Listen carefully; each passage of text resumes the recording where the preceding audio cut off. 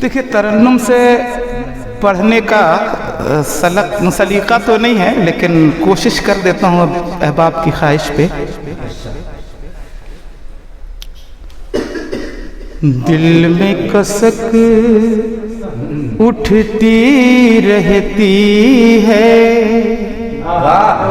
दिल में कसक उठती रहती है, जब से हूँ इस पिंडार में गुम।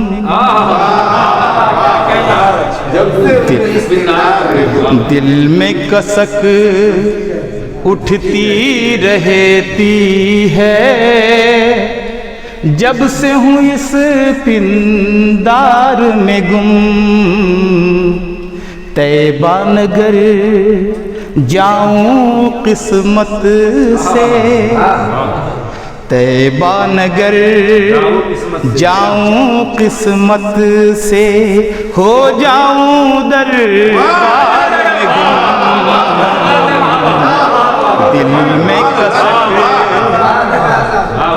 दिल में कसक उठती रहती है, जब से हूँ इस पिंडार में गुम। तैबा नगर जाऊं किस्मत से, हो जाऊं दरबार में गुम। तैबा नगर जाऊं किस्मत से, हो जाऊं दरबार में गुम। और एक वो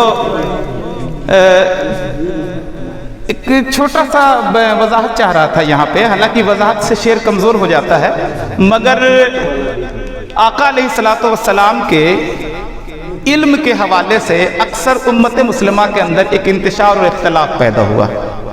तो एक मर्तबा ये मसला खड़ा हो गया कि नबी करीम अलैहिस्सलातु वस्सलाम के इल्म को इतना वसी जो कर रहे हैं, तो अल्लाह तबारक व तआला के इल्म के मुकाबिल। तो ये मसला खड़ा हो गया जब, तो एक किताब अद-दौलतुल मक्किया के नाम से लिखी गई।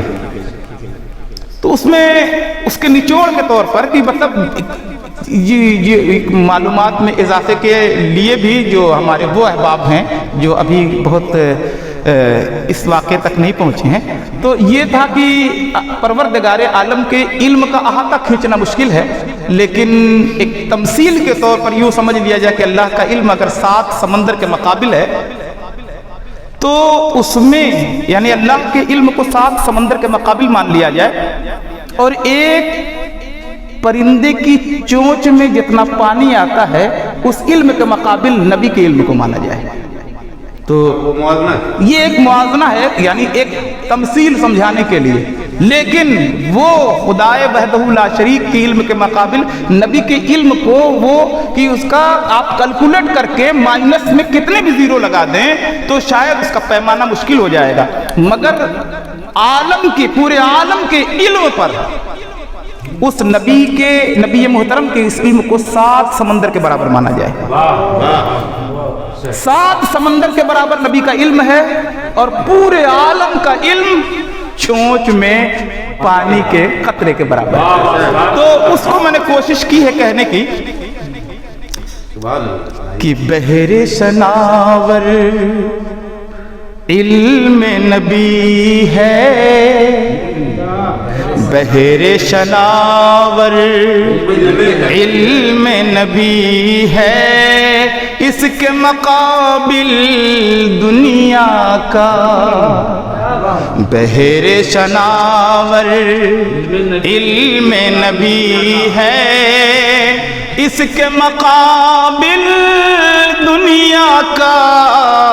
इल्म सभी यकजा होकर, इल्म सभी यकजा होकर, होता है की मिनकार में गुम। علم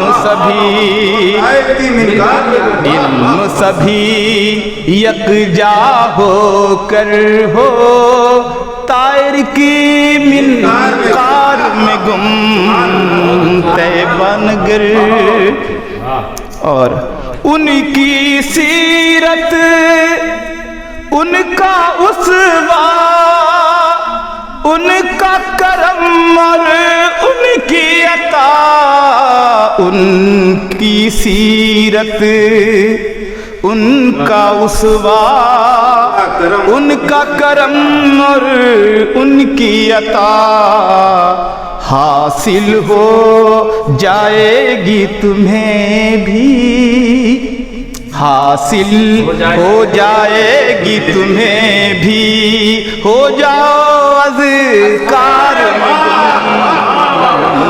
حاصل ہو جائے گی تمہیں بھی، ہو جاؤ اذکار میں گم۔ اور مقطع دیکھ لیں کہ نعت نبی لکھنا پڑھنا، نعت نبی لکھنا پڑھنا ہو جائے اگر شیوا جاوے، نعت نبی لکھنا پڑھنا ہو جائے اگر شیوا جاوید، عشق نبی میں ڈوب کے ابھرو،